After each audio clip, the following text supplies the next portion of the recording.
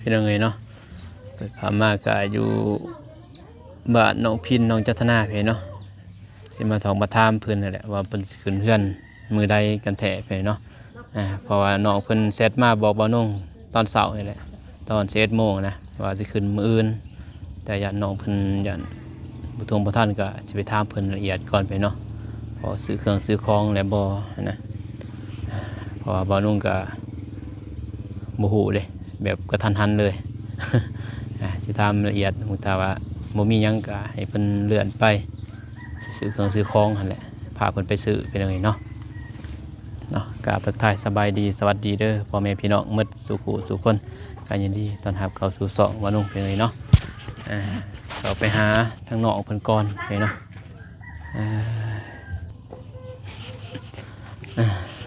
ไปสบายเด้อ สวัสดีเด้อพี่น้องเด้อ หน่อย โทษบ้านเนาะ เหลวหุยอยู่สิเหลวเปิดมุขุด ตัวนี้มันต่างเด้มันบ่มีเด้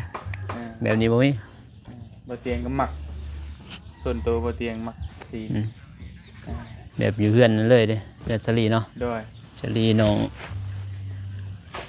แต่ว่าแต่นี่สีใหม่ซื้อตัวนี้ แม่ มีรังเดียวนี่แหละสีใหม่ก็ ครับ เพื่อนออกก็เลยกับสีมงคุดมันเลย เอาพวกลูกกินอันนั้น กินหยังอีก เงาะ เฮ้อมังเงาะ ได้มาใส่อีก อ้าวเอามาใช่ไหม โอ้เอ็ม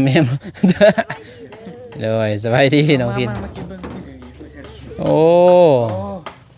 มังเงาะคือเคี้ยวแท้นี่ นั่นนี่ ชิมมึงดู เจ้าเขี้ยวมันเชฟเลย เม่นบ่เบิ่ง มันสุกโพด เอามั มันเน่า เอา โอ้ เฮาบ่เชื่อคนง่ายๆนะต้องลองชิมเบิ่งก่อนแซ่บบ่ กระ แซ่ ชิ บ มรสนะ อืม อืม กินเลย หวานใช่ปะสมมันหวานนะ กระบ้าน หมดตัวก็ไรนะ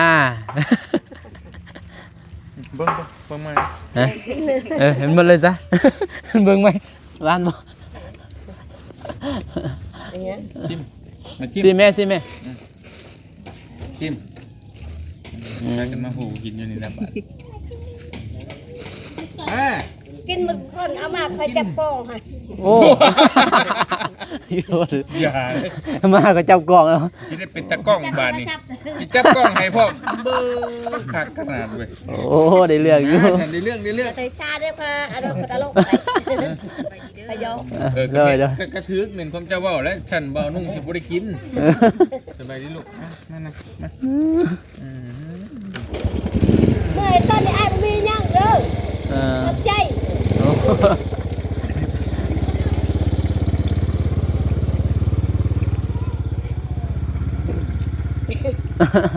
ตาสมตาบาด กิน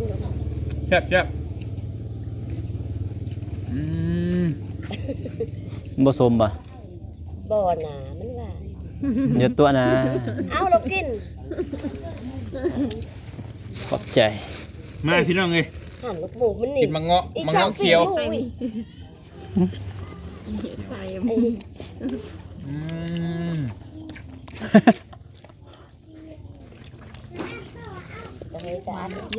ร้านเนาะ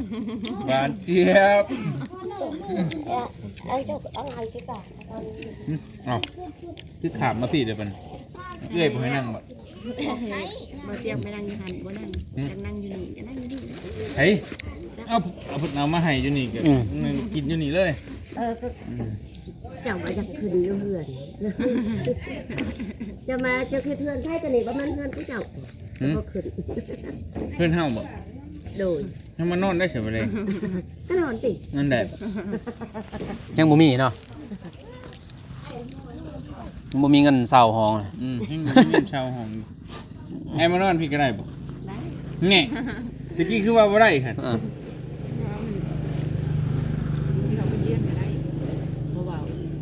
เอาเดือนหนึงเนี่ยได้ โดย ได้แล้วบัดนี้ แต่ว่าโดยคนนอกเนี่ยนอนได้แต่ว่าครอบครัวแบบ เอาคนนอกเนี่ยนอนได้ แล้วครอบครัวว่าไอ้แม่หรือว่าครอบครัวนอกสินอนคนกันนำ ขอบใจ บ่ได้ สิได้นั่งแล้วบาด หาเชื่อมานอนประห่มมาพร้อมแล้ว เอาไว้ แม่มานอน มากินเลยมาพี่ กิน เจ้าของเพื่อนบ่ได้นั่ง เอาตัวนี้จะแนมให้อ้าวปันกันเลย ไปให้แต่เฮากินร้านบ่ได้กินเด้อ เอาลูกหลานมาให้ให้เอ้ยมาให้เฮาก่อนเลยบ่ เป็นห่วงเจ้าคือเจ้า อ๋อ มันแสดงว่าเราฮักเฮาหลายดี ร้านน้ำลังบ่ เราจะแนม หลานเอาไว้ทีหลัง บ่ได้ร้านบ่เลี้ยงจ้ะ เพราะบ่เตียงที่มากินมันธรรมชาตินะมันบ่ได้คือเฮาซื้อเอานะ มาธรรมชาติได้ไปตรงนี้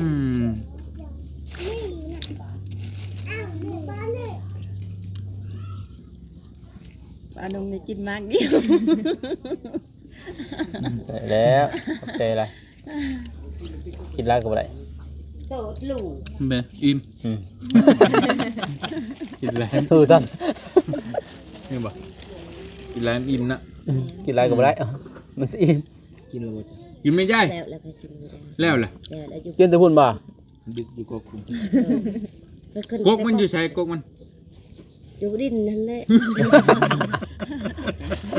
เตากักอันนี้ โอ้กระย่อมนะเจ้าได้แบบนี้อยู่ดินนะอยู่ที่ดินนะบ่ อ้าวจะว่าก็อยู่ใส่มันอยู่ที่ดินนั่นแหละเป็นมันจะนั่นมันปกอยู่นั่นตะเป็นบ่ ขอโทษ เอาตัวอะไร มันอยู่บ้านใดซะกกมันอยู่บ้านใด บ้านจะกำโกก บ้านเจกรรม โดย โอเคเฮาแต่มาแต่พุ่นอยู่ เฮาไปดำหน้าซอยเพิ่นมาเมื่อกี้นี่มึงในมือเฮา หน้าไผ่ หน้าไปบ่เนาะ เบาทงเข้มทางอันนี้ต้องปอกใหม่ แต่มันยอมมาฮู้ หูดอกจ้ะ โดย ทางคือหัว คิดว่านาไก่ๆแถวนี้ไก่ พอแล้ว นี่มาอีกเนาะ พอแล้ว ไผ่ไปเอาตรงเอามาหักละไปเอาง่ายจะไข่เอ็นไหวไหว ไปยัง แล้วเรากาจะก็ได้จะตั้ง มีหยังบาดไป ห้อยเนาะห้อยอีนั่งหัวจะ เพิ่นว่าตัวเองชื่อในตอนแม่จ่าแล้วเพิ่นเอามือให้เอียเตาให้ซีเด้ ยังไงก็ไม่ต้องยังไงก็เจ้า มังเงาะเขียวแต่มันก็เดียวกันเลยชุก หวาน จักหวานเนาะ ไม่มีอีนี่ด้วย แต่หวานหวานอยู่มื้อได้สิขึ้นเฮือน มืออื่น ท่านอยู่บ่ หั่นบ่ อ้าวทำเรียกกันยังเห็ด ถึงอยู่บ่ มอประจัด ถึงอยู่แล้วเสียเวียงยังบ่ มันทันแรงแล้วเราขึ้นดันเราเบ้ยมันดับเรื่องอันนี้เนี่ยใช่หรือเป็นทัน ท่านบ่ มาทันดอกมืออื่นไปซื้อเครื่องมือจังคืนลงมาจังสั่นแหละ สิซื้อหยังซื้อ คือหยังนี่ หลายสิแนะนำนะซื้อหยังแหน่ คือหยังนี้แหละเอา ใครเห็นมันแบบ ซีนมีแล้วบ่ซีน แกตะกันจำเลยนี่ได้อันนั้นนึกบ้านเข้าเพื่อนนั่นแต่มันเฉา โอ้ เขาหลักเลยตี เราเบิ่งยามได้เราเบิ่งยามวันยังมื้อนี้ ปิดจ้ะ มื้อนี้วันยังมื้อนี้ มันนี่มันสุกมันพัด โอ้เราจะขึ้นวันศุกร์ บ่เราขึ้นนอนแล้วค่ะสติบ้านยังมือมานอนเฮาขึ้นนอนถือบ้านแล้วก็แล้วบัดมือสิขึ้น จาก เงิน เขา แล้ว บูฮู เอาเลย แล้วบ่ฮู้คันเฮาบ่แนะนำหา สิซื้อหยังเล่นน้องสิซื้อหยัง มือมันจะเจ้า ก็บ่ฮู้เลยตัวอีนี่ น่ะ สิซื้อหยังล่ะ บ่ฮู้ล่ะสิผู้สิพาไปซื้อสิจักบัด เนื้อมีแล้วบ่เนื้อนี่ ยังเหนือ เสร็จ สิ ชิ้น ซีนมีแล้วบ่ซีนฮะ บ่ บ่มีบ่ซีนซีนสิกินได้ได บ่ หับแขกนี่มีแหละ บ่ สิไปซื้อตลาดบ่ อ้าวไปจะซื้อเยอะๆลาดบ่มีเงินอีกเจ้าไหน ไหนได้อีกขอสิพาไปเดี๋ยวขอยบ่มีเงินได้ขอยพาไปได้เด้ ขอยบ่มีเงินสิซื้อให้ ขอยพาไปได้อยู่ แต่กินติเจจุและตำมักเพชรท่าน อ้าว แล้วก็กินทำนั้นขึ้นบื้นก็ได้ มีบ่ ซื้อน้ำมาซื้อนั้นไอ้พาไปซื้ออยู่นี่ก็ได้ ก็น้ำในนี่ขอยสิซื้อแต่น้ำแต่ในนี่ซื้ออยู่นี่ก็ได้ จานพินพินอาการละกันสันไดม แล้วแต่นะ หรือว่าซื้อผ้าห่มผ้าแพร่บ่อนสิพาไปในนั้นเดี๋ยวบ่ ที่แม่นนั่น ถ้าบ่ซื้อพระห่มพระแพร่ก็บ่มีหยังเลยเนาะเพื่อนๆสิมีหยังมันครบ เรื่องกินบ่คิดยากน้ำเฮาก็ได้นะเฮากินหยังก็ได้ดอกบ่ชนปานใดดอก บ่ต้องคิดนำข่อยเด้อ วันนั้นคือเฮากินข้าวนะเฮาก็มาโอ้เก็บเก็บนี่ กินแกงเอาใหม่ แกง หน่อไม้ก็ได้เป็นหยัง นี่แหละเขาเอามา น้องเบิ่งคลิปเบาลีหันคักลีแล้วเบาลีเรามากินแกงหน่อไม้ ไผก็มักหมดนั่นแหละ บ่ลูกคือแน่อะไรแม่ โอ้จักฮอดเมย์บ่เนี่ย ระเบิง จ้าอันนี้ แม่นบ่ ระเบิง ใครแล้ว เบิ่งในคลิป ใครแล้ว น้องเราเบิ่งในคลิป ใครจักหน่อยอยู่ เพิ่นเบิ่งกันว่าอันนั้นแม่จะว่ามันเจ็บแผลเขาไว้ตอนนี้ลูก บอกภาษาลาวก็เป็น แล้วเป็นหยังเฮาเข้าใจอยู่ เข้าใจ เดี๋ยวนี้ก็สิเว้าก็ว่าให้ตอนเจ้าเป็นลูกก็ว่าแม่หันมาเจ็บแพงแม่เจ้าโยแม่เจ้าเป็นลูก แม่จะไปรู้ ไว้ตอนนี้ก็ว่า พวกกลับไปก็มาวนไปวนมาอยู่นี่ แม่จะไปรู้ แม่ของลูกเราสิมาจังซั่นขนาดแต่ว่าเราเว้าภาษาลาวบ่ค่อยเป็น เขาบ่เป็นสิเว้าภาษาลาวเขาบ่ฮู้น่ะบ่ฮู้หยังน่ะ ตลกอีกแบบเลยบ่ได้หัวหย่อนนะ เบาๆนิดนึงก็ยันเข้าว่า เป็นห่วงก็หายาดีมาให้ท่าเนี่ยมาให้กินเนี่ยน่ะ มียาดีป่ะ นี่บ่ยาดี บ่ น่ะเฮ็ดได้สบาย จะดีหยังได้ อ้าวก็ยาดีเจ็บป่วยนี่แหละ มันทรงเป็นเศร้านะคือเจ้าแล้วบ่เจ็บบ่เป็นน่ะนะ โอ้บ่มันจะสิเห็นนะเจ็บปะ เสร็จบัด ไปจ่อยไปเจ็บหยัง จะ จะเจ็บ คอยจอยตัวนี้แกจนแกนอนก็บ่เป็นติงก็บ่เป็น เจ็บหยังเจ้าเจ็บหยัง เจ็บมาข้างหลัง เจ็บมาขลาเดียวกันนี่บ่ได้โรคเดียวกันนี่โอ้ กำลังฮอดตะนั้นขาฮอดตีนเลยมันเจ็บ เราสิมานอน เราเอง ให้พวกอารถแล้วมาขอดแล้วมาจัง แบบบ่เตาซาลีเอาให้ยังยาดีก็บ่ให้เฮาแล้วเราลูก ตายลองเกือบตาย ลูกเราเขาก็เกือบตายเป็นหยังกระเพาะ เนาะ มี เจ้า แต่ เป็นหยังเจ้าไม่ได้เป็นหยังเจ้าเป็นหยังไม่ได้เป็นหยังเจ้าเป็นหยัง ก็บ่ได้เป็นหยัง มีโรคมีอิหยังกับปกติ แต่ว่าเพียงแต่โตเฮาจอยกับว่าเราถูกกับเปียก ตายแม่ตีแม่ไปแม่ปามา ใครนี่แล้วใครกิน แม่ นะ จันใจ เฮ็ดเบี้ยใครนี่แล้วจ้ะ เอาเลย ยังอีกป่านนี่องลุง บัดสิให้ก็ให้ เราว่าสิเว้าว่าตัวเองนั่งกินซีนหรือว่าจังบ่จอย โอ้ยกินซีนก็จอยกันแหละ แม่นเด้ แม่งตั้งส่งจะสิเขามาหาความดันนี่ หาก็ดีเลย เอ้า ให้มันตายไว้เยอะ เอ้า เอาเลย จะตายบ่ จะตาย อ้าวเฮ็ดเฮือนให้แล้วแล้วบ่สิจะตาย จะให้เทือนก็บ่แม่นเทือนคอย เฮือนไผขนาด เงื่อนไผ เทือนลูกคอย อ้าวก็อยู่นํกันนั่นแต่ว่า อ้าว บ่ได้อยู่บ่เจ้า อยู่นํลูกบ่ ยังคอยยืนก็คอยอยู่กับ อ้าว ก็นั่นแล้ว คอยตายคอยจะนำผัวเลย อ๋อจะเอาโอ้ยเมื่อยเด้ แล้วแต่ จะไปน้ำไผก็ไปหรอกกันนะฮอดพุ่นนั่นแหละ บ่ว่าแต่ไผแล้วตอนนั้นเนาะฮอดหันแล้ว จะ เพราะว่า ไปไผน้ำไผแล้ว จะคอยจะหอดอยู่ไทยจักบ่ เอาเลย ไปไทยเลย ก็จะไปไทยเลยไปรับจ้าง เอาเลย บอกไปเลย ตะกี้เราเป็นนี่บ่ กันนี่คือกัน จิตสุ่มสามเลยมัน เพราะว่าจิตเราเป็นคนจิตฟุ้งซ่านนะคิดไป คิดไปเลย อยากเธอฆ่าคนพิบาทตัวนี้ ตั้งแต่ค่า คือมา ค่า บ้าน ปัว ก็ เที ยัง ยน ไป บ่ ไปเก็บปานานามักในอันนั้นในพระก็ยังคอยให้คอยห้องเลยจนมันไข่ตาคอยอันยังหน้าคอย จนตาตูบหายน้ำหมากพระหมากย่างพระอ่านบ่ โดย โอ้ยนักเติบอยู่กันนี่ น้ำก็บ่ได้ขึ้นกินเข้าไป ใครน้ำในหมากย่างพระ ไปคือมา จักสิบ่จักอีต้นจักสงสารจักสิบ่ ดีกว่าที่ไปเจ้าค่านั้น สิบาเว้นเจ้าแล้วคอยนี่อือ บ่ได้หามน้ำไป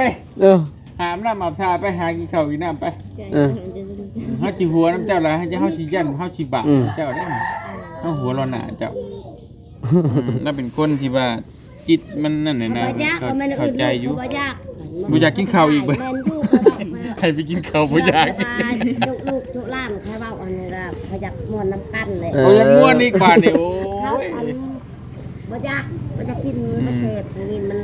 อัน อ นั้ ย่าน ให้เราไปกินข้าวเราก็บ่ไปเราบ่ม่วนอยู่เราอะ แล้วอธิบายอยู่นี่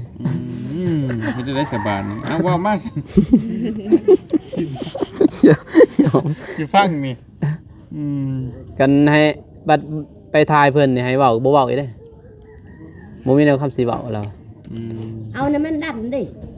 มันยังอีดันยัง เอายังมาดันบัด มันดันนาจิตใจคอย อ๋อมันดันจิตใจ มีเอาพักดันนะ มันคอยปากบอกคือไหน เออ กำลังขึ้นไปขึ้นมากะยุ่งเลยเราเข็ดบ่อยาก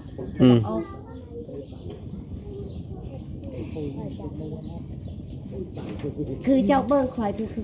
คือเฮาขึ้นพิบาล ที่จริงนะบ่ได้บ้าบ่จะบ่ได้เป็นบ้าหรอกมันจะว่า คิดร้าย แม่น เอาบัดจะว่าเขาบ่เป็นบานั่นแหละอีกก็จะปากกันเขาตลกกับพวกว่า เป็นคนตลก บ่ บ่ได้ว่าเจะเป็นบ้าเป็นคนตลกคนเว้าตลกนะเห็นบ่แต่เฮาหวนแต่คนเป็นบ้าน่ะต้องเว้าบ่ฮู้เรื่องแม่นบ่ บัดคอยเว้า อันนี้เจ้าฮู้เรื่องอยู่ก็บ่แม่นบ้า ตลก มันบ้านี่เฮาเว้าก็บ่พังนะไปเลยเว้าไปเลย ผมว่าบ่ฟังเจ้าบ่ได้บ้า อย่าคิดร้าย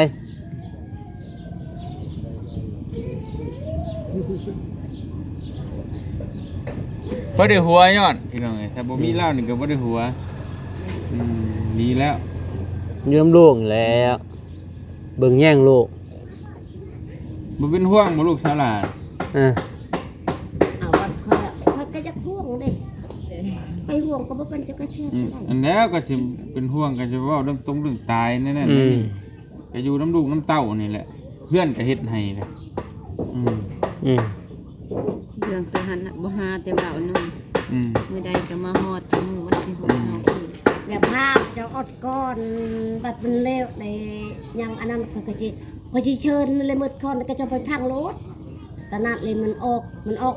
ทุกชิ้นทุกอย่างหั่นนะตอนนี้ว่าทันได้ออกบัดใด มีหยังซั่นออก มันยังออก เลข มันยังออกได้เจ้าฮู้เองแหละบัดมันฮอดเจ้าฮู้เองแหละ เอาเลย มีหยังดิ ลึกลับนั่นบานปริศนาบ่ อีหลี มันออกจากใจนี่บ่ มันออกอยู่ไสมันออกทางใดมันออกทางหูดังบ่ได้ออกทาง เคยไปเจอเห็นคนหันออกทางหัวดังบ่ เอาแล้วคนเนาะคนออกแต่หูดัง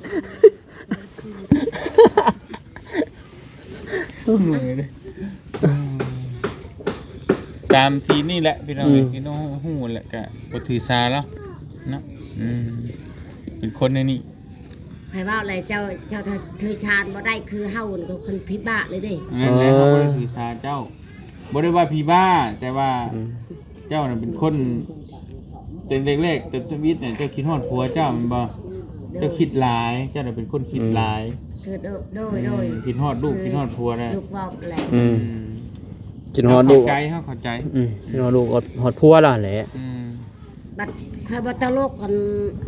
บ่ได้คิดแลทางเก่าหั่นคือ ยังให้ ให้ตลอดเลยแก้ว ถ้าบ่ได้เว้าตลกได้มีแต่อยากให้โอเค อยู่เฮือนหลายก็บ่ได้ คือแต่ตัวเก่านี่แต่เฮือนไปเล่าเรื่องน้ำผู้ใหม่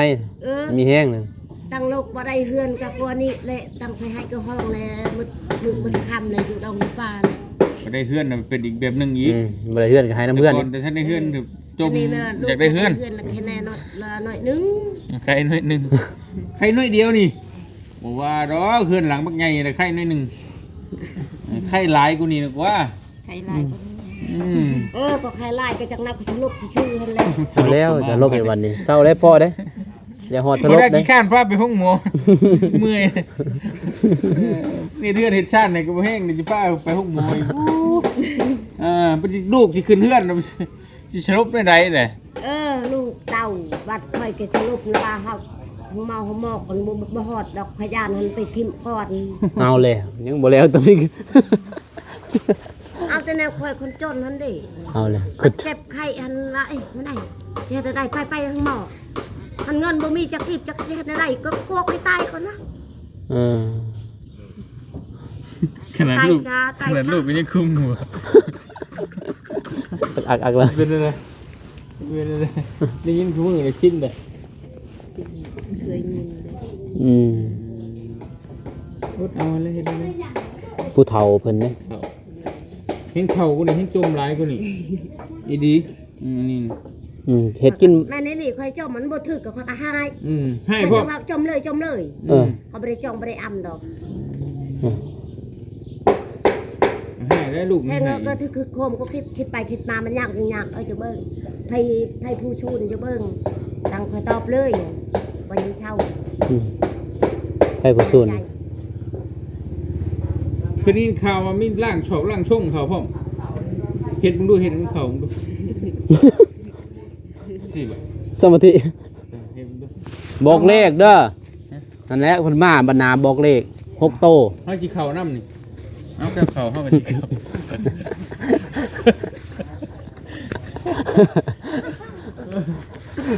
แข่งกันเลย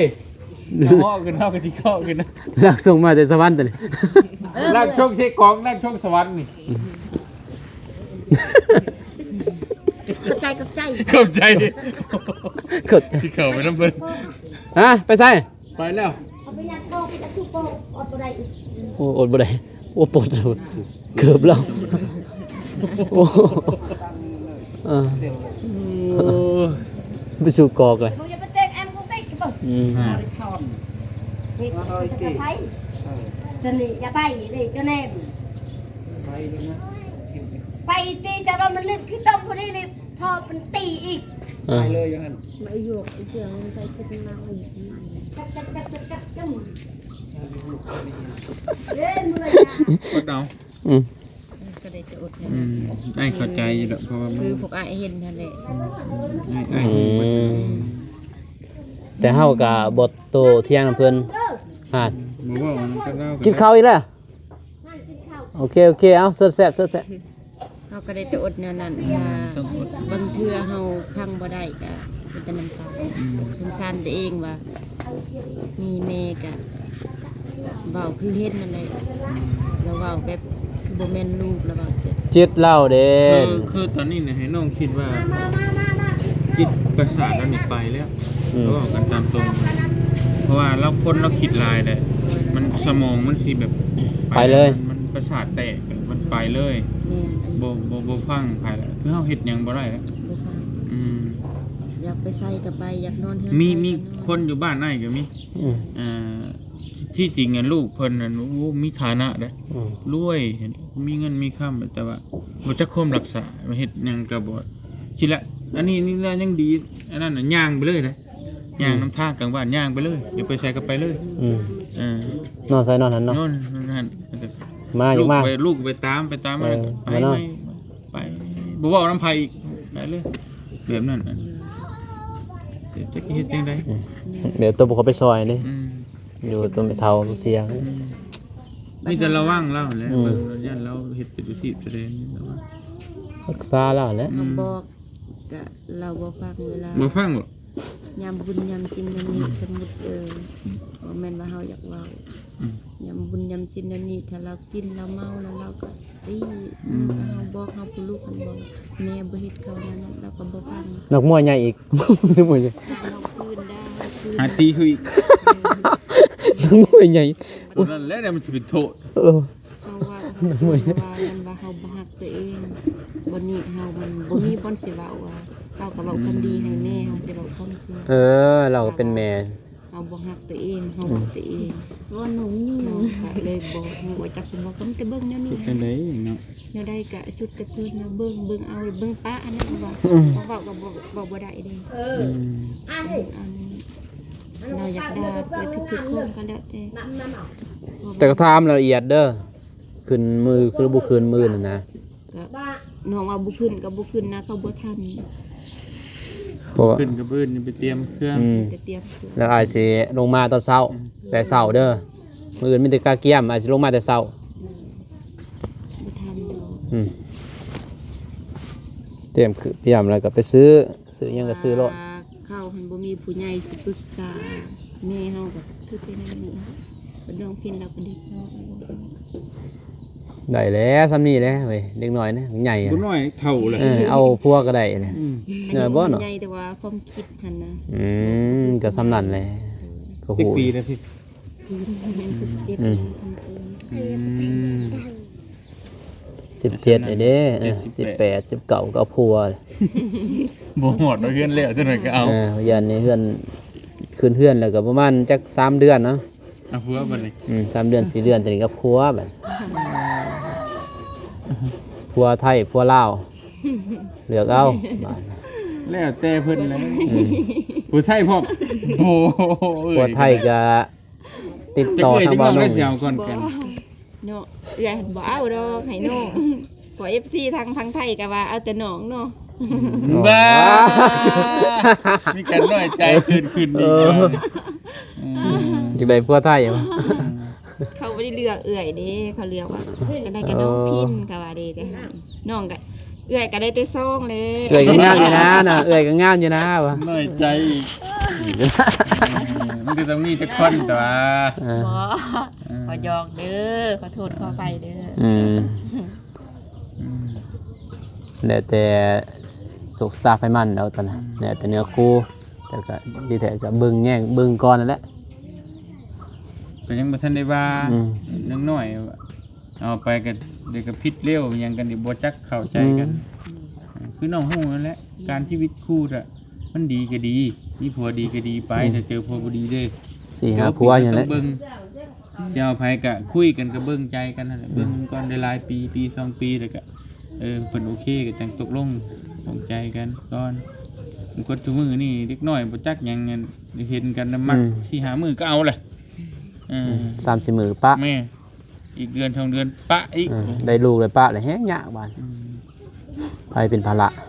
สิแล้วนี่ อืม พวกมาอยู่จักสิไรคนแคมคือจะอ้ายบ่มาเห็นนี่สิเป็นได้นอนอยู่ตู้ นั่นตูบนั่นแหละเปียกสะ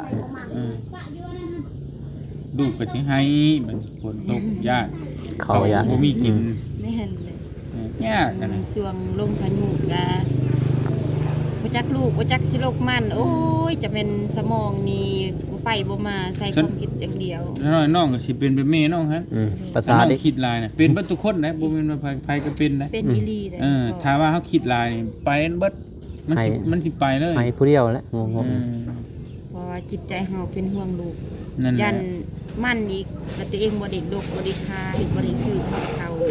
โอ้ยสารวนบ่อยากคิดคันคิดแล้วปวดสมอง ไปพอแล้วบ่ต้องคิด ๆก็แล้วได้เบิดได้พอแล้ว คิดหาแนวกินมื้อเดือนอื่น แต่คิดหาแนวกินน่ะเด้ ไปมีแต่มื้ออื่นเด้อทาอ้ายเด้อ โดย เพิ่นก็เก่งใจ มองเฮงโดย แต่ว่าอิงแม่โดยก็โดยอยู่หั่น แบบวิทย์ขี้ชก มื้ออื่นจังว่าจะบอกเพิ่นนั่นแหล้วยินบ่มื้ออื่นบ่เผาคืนมื้อฮื้อคืน บ่มันเฮากินยา ยินบ่ นานแล้วโดยเด้ มื้อฮื้อคืน แล้วก็โอเคอยู่ โอเคบ่โอเคแทมโกโอเคแทมโป กูเทมก่อน ไปนั่นแหละเด้อเอาไปเวียกไปงานก่อนแต่มืออื่นจังหวะกันสบายเด้อ โอเคดีๆมีเฮง โดยไปเป็นยังไงเนาะว่านุ่งก็สิเดินทางไปต่อมีแต่ขอบคุณขอบใจพี่เนาะมีแต่แจ้งข่าวแหละน้องพี่มือบ่ได้คืนพี่เนาะมีแต่มือฮื้อเพิ่นสิคืนพอซื้อเครื่องซื้อของเพิ่นกะเกียมก่อนพี่เนาะขึ้นบ้านใหม่น้องพินถ้าผู้ใดว่างๆพี่เนาะ FC อยู่ไกลอยากมาขึ้นเพื่อนใหม่พี่เนาะก็ทางน้องเพิ่นก็ยินดีเด้อพี่เด้อเนาะมาเยี่ยมมายามน้องเพิ่นได้อยู่บ้านกันดอนเมืองท่าแตงแข้งสีกองพี่เนาะก็แจ้งข่าวเท่านั้นพี่เนาะเอาขอบคุณขอบคุณทางผู้ใหญ่และ FC ทุกท่านที่กำลังติดตามรับชมพี่เนาะอยู่ดีมีแห้งเมื่อสู่ขู่สู่คนเด้อพี่เด้อพบกันใหม่คลิปหน้าคลิปนี้ขอกล่าวคำว่าสบายดีพี่ไปบ๊ายบาย